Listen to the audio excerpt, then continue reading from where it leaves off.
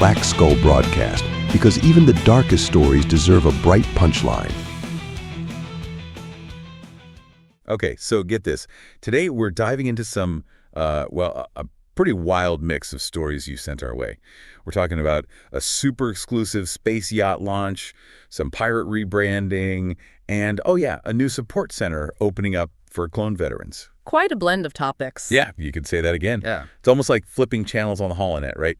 From like the height of luxury to, the Outer Rim's most wanted. It's make you wonder about the connections, though, doesn't it? Exactly. And that's what we're here to dig into, those surprising links, those hidden patterns. I mean, what can the shiny hull of some fancy starliner tell us about the struggles of a veteran? Probably a lot more than we think. Ready to dive in? Absolutely. Let's do it. All right. First up, we're heading over to the Minstrel system. They just unveiled this, it's called the Minstrel class space yacht. And let me tell you, this thing is something else. I was looking at the specs. Impressive is an understatement. Seriously, picture this. A hull that shimmers like, I don't know, a golden sunrise. Its lines are all sleek, like it's practically humming with tech. And the opulence is off the charts. No kidding. They've even got this, get this, a rotating hollow projection of the interior, just so everyone knows how fancy it is. It's more than just showing off, though. Remember, the Minstrel used to be top secret, available only through those, what were they, silent auctions? Oh, right. For years, you couldn't get your hands on the blueprints for this thing, for all the credits in the galaxy. Some engineers were probably offering up vital organs just for a peek. Exactly. So for them to just, reveal it like this... Yeah, why this sudden change? It's a power move, plain and simple. By showing off the Minstrel's capabilities now, the Minstrel League is sending a message to the entire shipbuilding industry. Like, look what we can do. Precisely. They're saying, we're not just keeping up, we're setting the pace, and we don't even need to keep secrets anymore. Bold move. But with all that luxury and enough firepower to make a hut blush, who's this ship really for? I mean, sure, you've got your wealthy merchants who want the best of the best. The source did mention a cantina that puts even Coruscant's finest to shame. Okay, so maybe a few too many space cocktails are involved. But beyond that, you've got to figure some planetary governments would be interested. A mobile command center with the amenities of a luxury starliner. Oh, absolutely. But I can't shake this feeling that some less-than-legal organizations might be eyeing up the Minstrel, too. With that kind of firepower, it'd make a pretty effective smuggler's vessel. Or worse. Definitely something to think about. Which, speaking of less than legal, brings us to our next story. The Eyttyrmin Pirates. They've decided to freshen up their image a bit. If you can call it that. Right. It's a bold move, that's for sure. So they've ditched their old name. Batiiv. Yeah, Batiiv. And they're just going by Pirates now. No fancy new title, no scary symbol or anything. Straight to the point, I suppose you could say. It's almost comical, right? Like, what's the thought process there? Well, it's certainly a head-scratcher. It's like they're leaning into the stereotype, owning it. Maybe they think it'll attract new recruits. Like, hey, want to be a pirate? No need for fancy titles. Just pure piracy. In this economy. Could be a good strategy. Right. Times are tough. Not everyone wants to follow the rules. Exactly. Or maybe it's a message to their rivals. Oh, like a we're not messing around kind of thing. Precisely. We're pirates and we're proud of it. Or maybe they're sending a message to potential clients, letting them know they're open for business.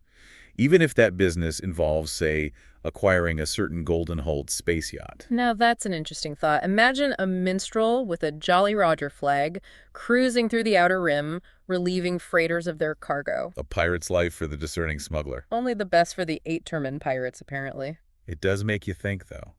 In a galaxy where the gap between the haves and have-nots is growing wider. The lines can get blurry. Exactly. Who's really in control? Who's trying to grab what they can? And who gets left behind in the process? Which actually leads perfectly into our third story, the one about clone veterans. Right. The new Turning Core Advocacy office on Arvala 6. Sue Wolfsbane's speech was incredibly moving. It really was. Hearing her talk about her father, a clone engineer who gave everything to the war effort.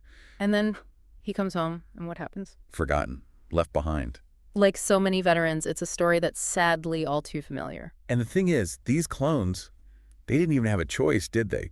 Bred for war, denied any real agency, and then discarded when they were no longer useful. It's a tragedy, and that's where groups like Turning Core are so important. They're a lifeline for these veterans. Job training, housing, mental health support. They do it all. trying to give them back some sense of dignity. A chance at a real life. And Sue's speech, it really highlighted that. It really makes you think about all of this, right? Like, you've got this crazy expensive space yacht. The Minstrel. Right, the Minstrel. And then you've got these pirates trying to make a name for themselves. And the veterans caught in the middle. Exactly. It's like, what does it all mean? Where do these stories connect? Well, if you zoom out, look at the big picture. Like a holographic star chart. Exactly. You start to see these patterns emerge. Okay, so walk me through this. What patterns are we talking about? Well, you've got the Minstrel League, right, at the top of the food chain. They've got the power, the resources. And they're not afraid to show it off. Not at all. The Minstrel is a statement. It caters to a very specific clientele. The ultra-wealthy. Exactly. And often that wealth comes at a cost for others. Okay, so that's one end of the spectrum. And on the other end, you've got the Eyttyrmin Pirates. Operating outside the system, doing whatever it takes to get ahead. Because they feel like they have to. In their minds, probably. They're a product of a system that leaves a lot of people behind. And the clone veterans, they're the ones who get hit the hardest. They fight for a cause, put everything on the line. And then get discarded when they're no longer needed. It's tough to think about. It really is. The contrast is stark. You have the Minstrel, the symbol of luxury and excess. And then you have these veterans struggling to just get by. It's a reminder that power often concentrates at the top, while the rest are left to deal with the consequences. But Sue and Eyttyrmin Corps, they're trying to change that, aren't they? They are. They offer a glimmer of hope. Proof that even in a galaxy that can feel pretty dark sometimes, there's still people who care. People fighting for a better future. For everyone, not just the privileged few.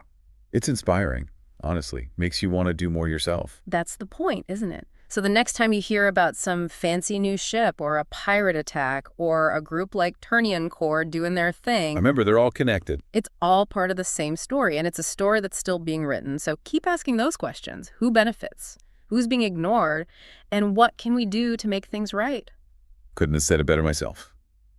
That's all the time we have for today's deep dive. Big thanks to my co-host. Always a pleasure. And thank you, as always, for listening, for sharing these incredible stories, and for joining us on this journey through the galaxy. Now go out there and make some noise. We'll be back soon with another deep dive.